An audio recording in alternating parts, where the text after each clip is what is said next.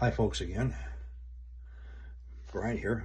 Wednesday, September 27, 2023 on the planet. I hope you caught my last video on the Red Sea. It's very concerning there. It's an example. It's an example of something that the Secretary General of the United Nations stated. When he said, the earth has reached a boiling point. He's not pushing fear porn. He's telling you the truth. The earth is reaching a boiling point. He just cannot tell you why. This is why I'm here. This is why I tell you, I show you, I give you all the indications every single day now. The rising heat coming up through the mantle plumes. In the bottom of the Red Sea, one example. Let's repeat it quickly. The bottom end, all those little islands, they're all volcanic in origin. Dozens. Are heating up, including the coast of Eritrea. Now we have an earthquake in the Gulf of Aden with some heat. An unexplained large concentrations of sulfur dioxide emissions in the middle of the Red Sea.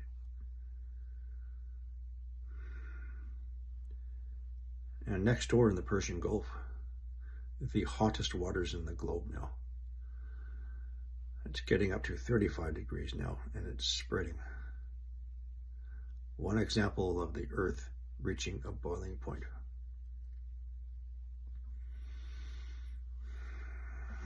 Let's get on with this talk. Let's talk a little bit about prophecy timeline prediction. I don't try and get into establishing a starting point. No, I look for the signs and the symptoms. Planet Earth is my patient. Many years ago in my work life, I used to be in occupational first aid, the highest level of training. I kept my certification for 28 years. I also did equivalent of some pre-med study because I wanted to know more about my fellow workers to better help them when they fall ill. So I consider the planet my patient, and I look at the signs and the symptoms, and I report to you. But some out there in YouTube land, and I'm not talking about the from the church leaders, but there's others in there now doing their videos on trying to say that tribulation's already started because they're starting on the beast system. Yes, of course they're starting on the beast system. The platform, the stage is being set up for his arrival. His arrival doesn't come until the second 42 months. But before then, what these fools in their videos are neglecting to tell you through ignorance or whatever, we also have to go through a period of great earthquakes in diverse places, the pestilence and the famines. We still have lots of foods in our pantries, our cupboards, our fridges. We haven't gone through any famine yet. The pestilence, they're working on it. The earthquakes, it's picking up. Indeedy.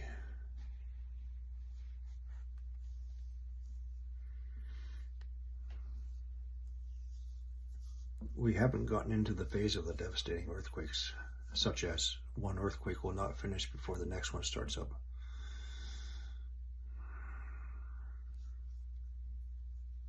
We haven't gotten into the desolation and despair, difficulties and losses, difficulties within the family units, losses of homes, losses of jobs. We haven't gone through that yet. Then he will arise from the sea of people and be seen as a person of Savior, yet falsely so. Therefore, in my observational opinion, it hasn't started yet.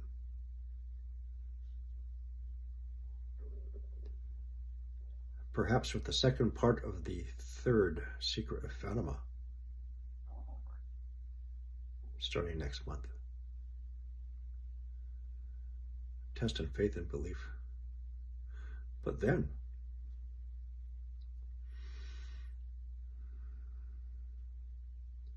when you look at how our planet Earth is responding right now in its illness,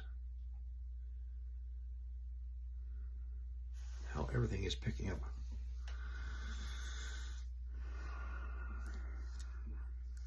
Earthquakes in Europe, for example, they start off as 3s everywhere, and then they start off as 4s everywhere, now into the 5 range. Portugal, Spain, France, Poland, Romania, Germany. Let me go through something. Most of our magnitude 6 and 6+ earthquakes, most, are where the Earth's crust is the thinnest. The Earth's crust is thinnest at the oceanic crust, and the average is 6 kilometers thick. Then it steps up in thickness on the continental shelf, then it thicker more in the coastal regions than the middle of the continents. It's the same energy below. But those 6s in the oceans, that same energy is being absorbed on the continental shelves, maybe 6s. It's being absorbed through the thicker crust, therefore 5s, and so on.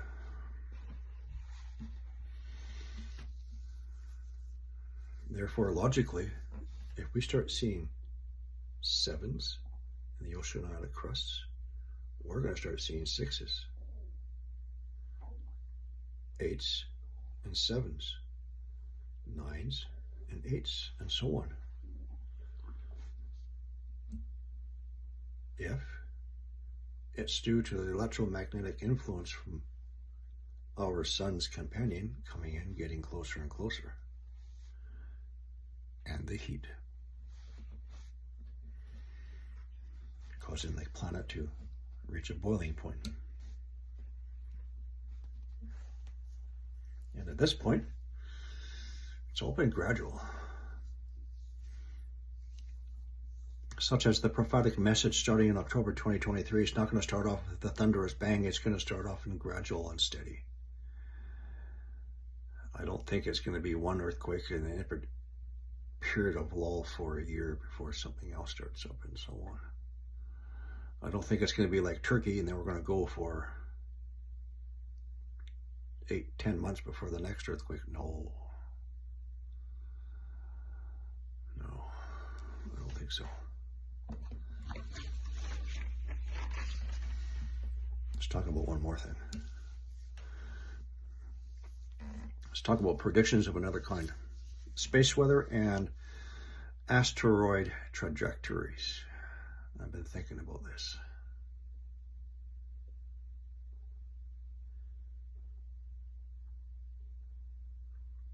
We only know about 10% of the asteroids, and they will plot a trajectory, and they will know approximately when it will come close to Earth, except for, wow, oh, we didn't know about that asteroid just passed by us, man.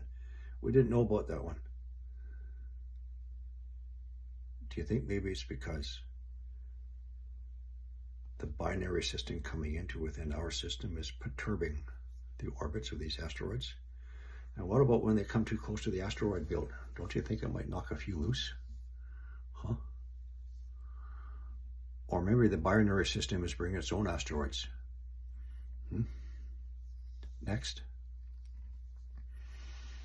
Some of the space weather impacts into our planets, not all of them, but a very few, have been in the absence of anything happening on our sun.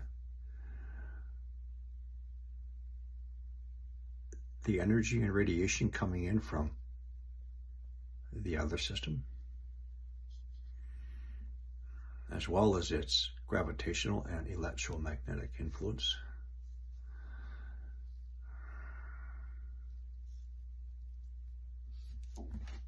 Just a thought.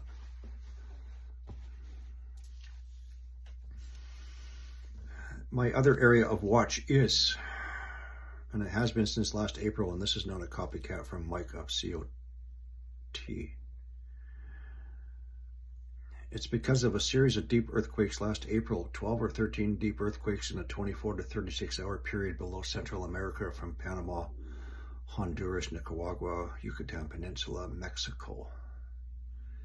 Never had deep earthquakes before there. and they're picking back up again.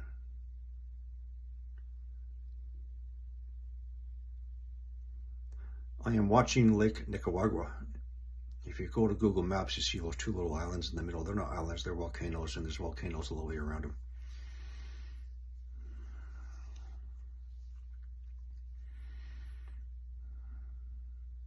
In all areas around Lake Nicaragua. We shall see. As for the rest of the planet, we shall see. Just watch for the signs and the symptoms. Our patient's not doing very good right now. Our patient's going to go into a critical state.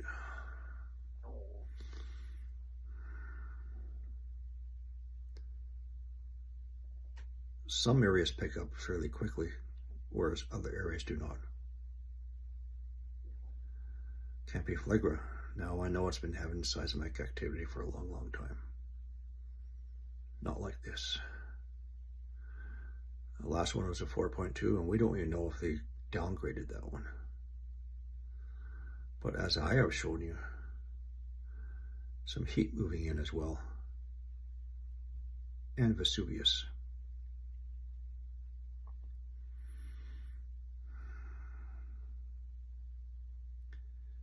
So we have a great increase in the Tonga Island regions, such as I showed you.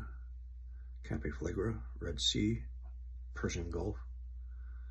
I want to stop, end this talk, talking about my province of British Columbia. All of a sudden, we've had a lot of cool rain coming, including atmospheric compression. The clouds are almost right down on top of my head. Atmospheric compression just forces the clouds down. We've had a lot of rain and the temperatures drop. Man, in less than 2 weeks, you're going to be down in the minus temperatures, and all our fires, poof, they're gone. Unless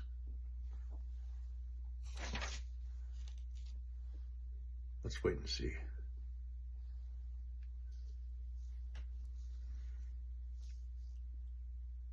Just because winter's, well, for us, it's going to be like 2 months early. I ain't kidding you. But just because winter's knocking on the doorstep, it's not going to stop that electromagnetic influence, the pull on our core, pushing up on the magma. The hotter magma coming up through the mantle plumes to the underside of the lithosphere, in which we walk upon the lithospheric melting. Oh, I think that's it, folks. 13 minutes. Yeah, I'm going to cut it short now. See you tomorrow.